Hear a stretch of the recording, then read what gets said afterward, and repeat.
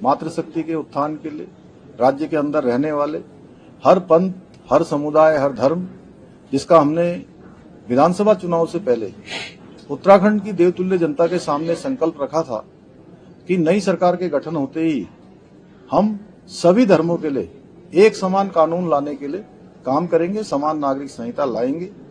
वो समय हमारा आ गया है और हम सब गौरवान्वित हैं कि ये मौका, ये सौभाग्य उत्तराखंड को मिल रहा है, जिसके देश को लंबे समय से जिसकी आवश्यकता थी, विधेयक के रूप में आएगा। मेरी शिकायत, क्योंकि धामी जी की उत्सुकता समझ में आती है, क्योंकि उन्होंने बहुत चतुराई से अपना भाजपा के अंदर स्थान बनाने के लिए इस यूसीसी का उपयोग किया है। मगर केंद्र से मेरी शिकायत ये है कि उन्होंने उत्तराखंड जैसे छोटे राज्य को, सीमांत राज्य को, जो संवेदनशील राज्य है कई दृष्टिकोणों से, आपने उसको टोकनिज्म के लिए इस्तेमाल किया। आपने प्रतीकात्मकता के लिए हमारे राज्य को इस्तेमाल किया।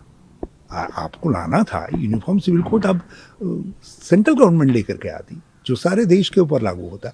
हमारे यहाँ जो कानून बनेगा भी तो वो हमारी सीमाओं के लिए होगा, कहीं दूसरे के लिए तो नहीं होगा। और फिर इसके जरिए, इस टोकनिज्म के जरिए आपने ये ऐसा करने दे करके उत्तराखंड को एक गलत परंपरा डाल दी है। अब दूसरे राज्य भी इसी तरीके से कॉमन सिविल कोड के नाम पर अपना कानून बनाने की कोशिश करेंगे और इस कोशिश के अंदर वो दूसरे समुदायों के वैयक्तिक परंपराओं और संस्कारों आदि में जो है दखल कर सकते हैं, एक अपना वोट बैंक ठीक करने के लिए। इससे देश के भविष्य के लिए ये चिंता का विषय है।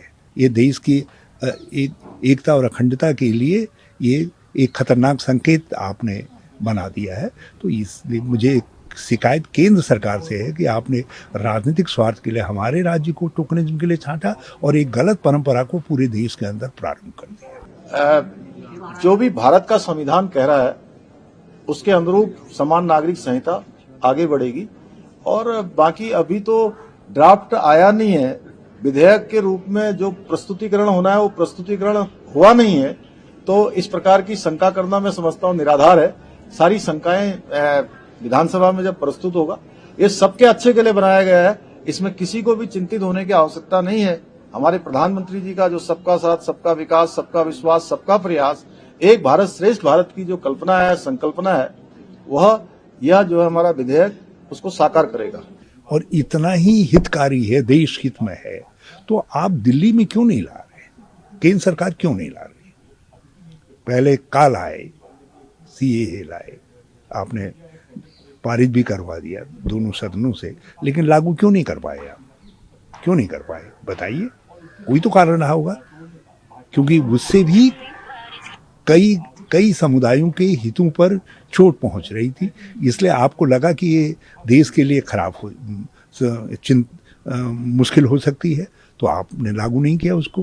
अब जो है, अब उसको आप ये यूनिफॉर्म सिविल कोड, ये कहाँ से यूनिफॉर्म सिविल कोड रह गया जब एक राज्य का रह गया? यूनिफॉर्मिटी तो तब रहेगी ना जब आप संविधान की भावना, जो directive principle of state policy है, उसके अनुसार सारे देश के लिए एक लाएंगे। आप कोई नियम, कानून, परंपरा का पालन ही नहीं कर रहे हैं तो आप तो कुछ भी करने के लिए स्वतंत्र हैं।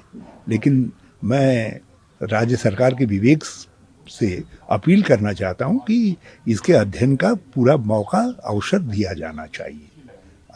जाना चाहिए और इसके पालन में जल्दीबाजी नहीं होनी चाहिए, क्योंकि इसके जरिए हम कई कानूनों को प्रभावित करने का काम करेंगे। जो एग्जिस्टिंग वो हैं उन पर उसका असर पड़ेगा और उनका अध्ययन करना बहुत आवश्यक है, क्योंकि उसका हमारे जीवन पर भी लंबे समय तक असर पड़ेगा।